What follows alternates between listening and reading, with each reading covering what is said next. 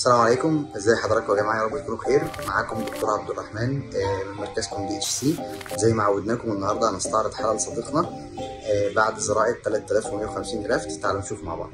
زي ما احنا شايفين ده شكل صديقنا من الامام، تمام، واضح جدا الفراغ وخط الشعر المتاخر.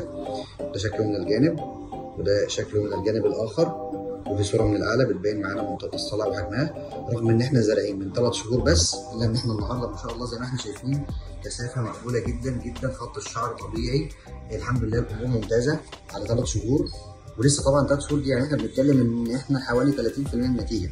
ازيك يا استاذ محمد؟ ازيك يا دكتور، عامل ايه؟ الحمد لله تمام والله. احكي لنا بقى ايه رايك في التجربه؟ لا والله تجربه يعني ما شاء الله، يعني انصح بقى اي حد ان هو يجي ويجرب هنا. هسألك بقى سؤال، انت كنت قلقان من الشكل بتاع خط الشعر حقيقي، وجيت لي بعد اسبوع قلت عايز اعمله حقيقي. دلوقتي مقتنع بيه ولا لا؟ ان الرسمه دايما ما بتكونش زي الواقع. بالظبط، الوضع اختلف كتير طبعا. الحمد لله يعني الحمد مبسوط؟ لله. لا الحمد لله والله، تسلم ايدك. ربنا يبارك فيك، ربنا يخليك وان شاء الله نتقابل دايما على خير. يا رب ان شاء الله باذن الله.